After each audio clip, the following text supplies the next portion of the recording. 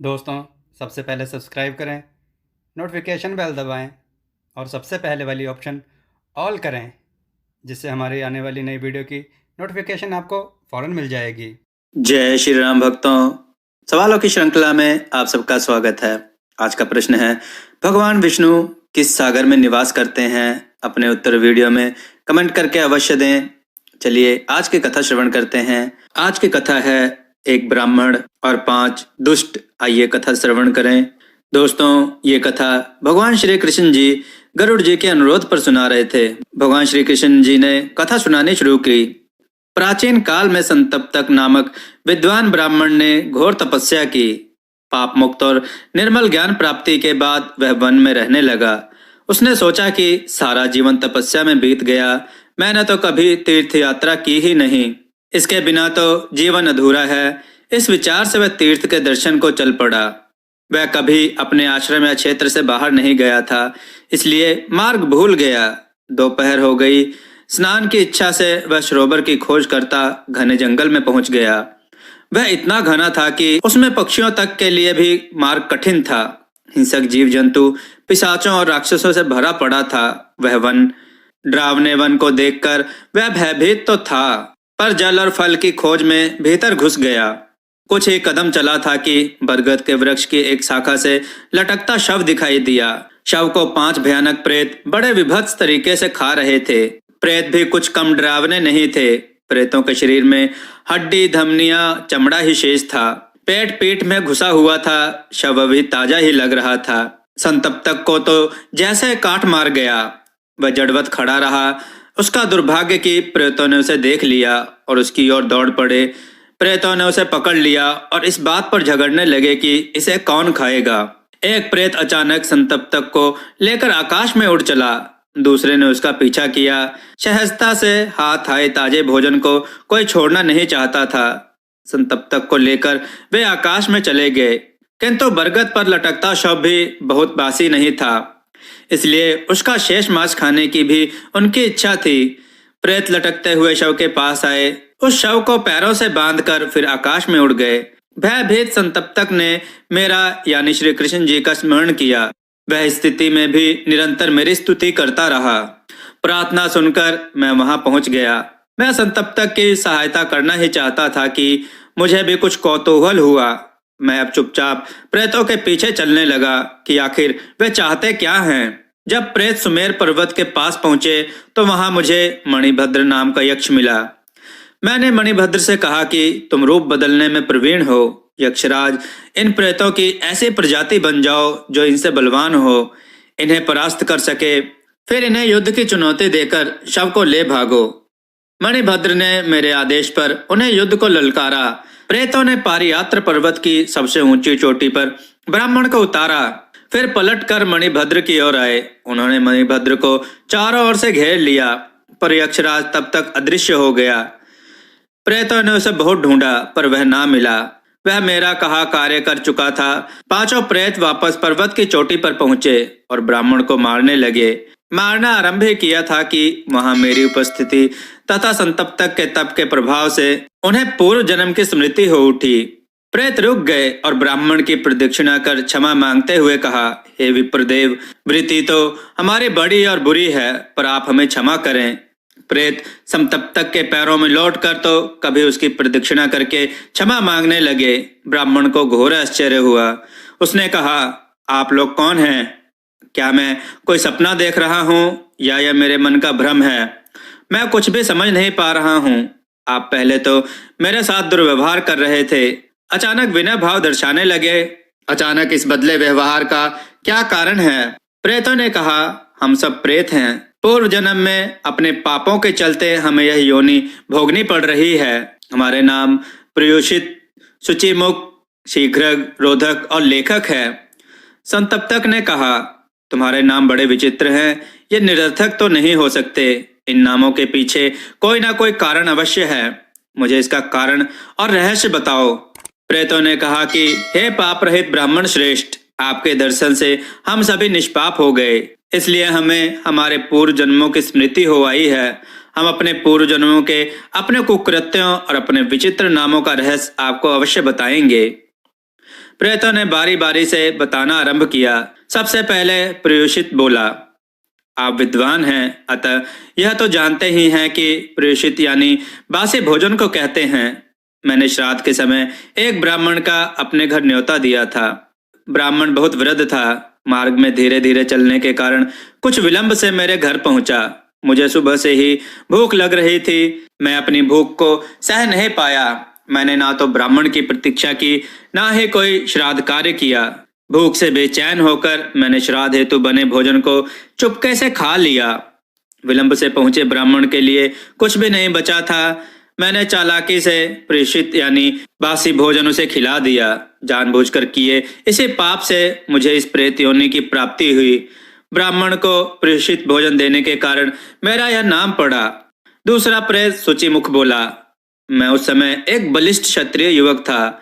एक ब्राह्मणी अपने 5 वर्षीय इकलौते पुत्र के साथ तीर्थ स्थान का लाभ लेने भद्रवट गई। मैं बड़ा दबंग और लुटेरा था। रास्ते चलते लोगों का सामान छीन लिया करता था। मैंने उस ब्राह्मणी के लड़के को जोर का घूसा मारा। दोनों के वस्त्र और खाने का सामान छीन लिया।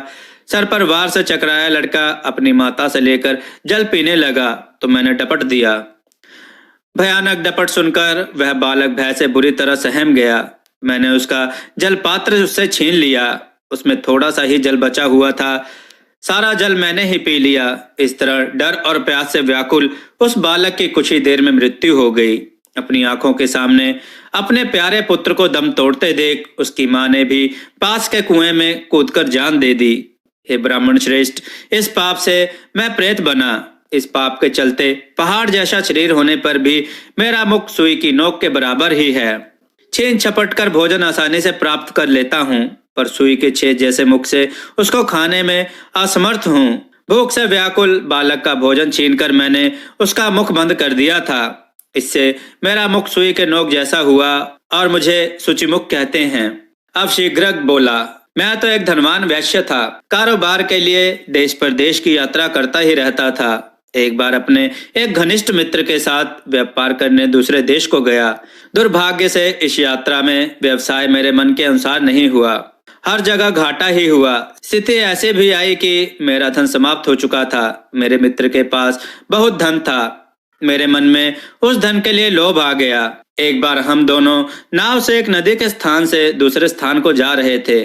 जल मार्ग लंबा और नदी विशाल और गहरी थी। मेरा मित्र थक कर सो गया। लालच से मेरी बुद्धि क्रूर हो उठी थी। मैंने उचित अवसर भांपकर अपने मित्र को नदी में धकेल दिया। नाविक सहित कोई भी इस बात को ना जान सका। मित्र के हीरे जवाहरात सोना आदि लेकर मैं अपने देश लौट आया। सारा सामान अपने घर में रखकर मैंने मित्र की पत्नी से जाकर कहा कि मार्ग में डाकुओं ने प्यारे मित्र को मारकर सब सामान छीन लिया। मैं बहुत दुखी हूँ और किसी तरह से जान बचाकर भाग आया हूँ। मेरे मित्र की पत्नी ने अपने पति के वियोग में आग लगाकर जान दे दी। मैं बाधा विहीन हो प्रसन्न मन से घर लौट आया। जीवन भर उस धन का उपभोग किया, आनंद लूटा। पर जब मैं मरा तो मेरा यह पाप साथ आया। मित्र को नदी में फेंककर शीघ्र घर लौट आया। इसके कारण मुझे प्रेत योनि भुगतने का दंड मिला। उस प्राकरण के चलते मेरा नाम शीघ्र हुआ।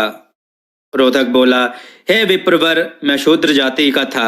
राजा और राज्य की अच्छी सेवा के बदले राजा से उपहार में मुझे 100 गांव मिले थे। मेरे परिवार में वृद्ध माता पिता और एक छोटा सगा भाई था। लोभ से मैंने भाई को अलग कर दिया। मेरे पास अपार धन था, जबकि भाई भोजन वस्त्र की कमी से दुखी रहने लगा। उसे दुखी देख माता पिता मेरे मना करने पर भी मुझसे छिपकर उसकी सहायता कर देते थे। कभी वस्त्र दे देते तो कभी भोजन और अन्न। जब मुझे यह बात पता चली तो क्रोधित होकर मैंने माता पिता को जंजीरों से बांधकर एक सोने घर में डाल दिया। अकेलेपन और कष्ट से कुछ दिन बाद वे वहीं जहर खाकर मर गए। माता पिता के मरने से छोटे भाई के पास कोई सहारा न रहा। छोटा भाई भी भूख से व्याकुल इधर उधर भटकता हुआ मर गया। इस पाप से मुझे यह प्रेत योनि मिली। अपने माता पिता को बंदी बनाने और रोक कर रखने के कारण मेरा नाम रोधक पड़ा। लेखक बोला, मैं उज्जैन का ब्राह्मण था। लोग मेरी प्रतिष्ठा मानते थे क्योंकि मैं वहां के प्रसिद्ध और संपन्न मंदिर का पुजारी था। राजा भी कभी कभी उस मंदिर में पूजा को आते। उस मंदिर में सोने की बनी और रत्न से जड़ी हुई बहुत सी मूर्तियां थीं। उन रत्नों को देखकर मेरे मन में पाप आ गया। मैंने नुकीले लोहे से मूर्ति के नेत्रों से चमकीले रत्न निकाल लिए। छत विच्छत और नेत्रहीन विरूपित मूर्ति बहुत ही विकृत दिखने लगी। संयोग से अगले ही सुबह राजा उसी मंदिर में पूजा करने आ गया। मैं इस घटना से अनभिज्ञता जताते हुए वहीं पर था ही। आखिर मुझ पर किसी को कहाँ शंका होती। विकृत विरूपित अंधे देव मूर्तियां देख राजा क्रोध से तमतमा उठा। राजा ने अपनी अंजलि में जल उठाकर प्रतिज्ञा की कि जिसने भी चोरी की है वह श्रेष्ठ ब्राह्मण ही क्यों ना हो, उसको प्राण दंड देगा। यह सुनकर मैं बुरी तरह डर गया। मैंने रात में चुपके से राजा के महल में जाकर तलवार से उसका सिर काट दिया। चोरी के सामान के साथ मैं उज्जैन छोड़कर चल दिया। होने की किसे पता, कोई नहीं जानता किसकी मृत्यु कैसे होनी है। रास्ते में जंगल पड़ा, वहां बाघ ने मुझे मार डाला। नुकीले लोहे से प्रतिमा को छेदने और काटने का कार्य करने के कारण मैं नरक भोगने के बाद लेखक नामक प्रेत हुआ। ब्राह्मण ने कहा, मैं समझ गया कि तुम्हारे दुष्कर्मों के अनुसार ही तुम्हारे नाम पड़े हैं। मैं तुम सबके आचरण आहार के बारे में जानना चाहता हूँ।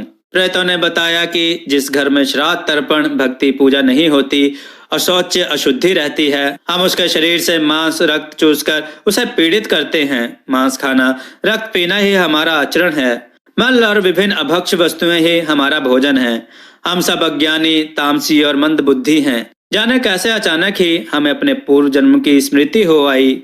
हमने कैसा व्यवहार किया, क्यों किया, हम यह नहीं जानते। कथा सुनाकर श्री कृष्ण गरुड़ से बोले। प्रेतों का वार्तालाप पूरा होते ही मैंने उन्हें दर्शन दिए। ब्राह्मण ने मेरी अर्चना कर प्रेतों के उद्धार की प्रार्थना की। मैंने ब्राह्मण और प्रेतों का उद्धार करते हुए ब्राह्मण संतप्तक समेत 5 प्रेतों को भी अपने लोक में वास दिया। भगवान श्री कृष्ण जी ने कहा, कर्मों के अनुसार दंड भोगना ही पड़ता है। निकृष्ट कर्म करने वाला दंड से बच नहीं सकता। अज्ञानतावश उसे भ्रम होता है कि उसका पाप गुप्त रहेगा। फिर दैव योग से उसमें भक्ति भाव जागृत होने के बाद ही उसका कल्याण होता है। दोस्तों, आपको यह कथा कैसे लगी? अपने विचार और सुझाव कमेंट में जरूर दें। हमारी कथाओं को लाइक करें, हमारे चैनल को सब्सक्राइब करना ना भूलें। हमारी कथाओं को शेयर जरूर करें जिससे लोगों को अच्छा ज्ञान प्राप्त हो। जय श्री राम भक्तों।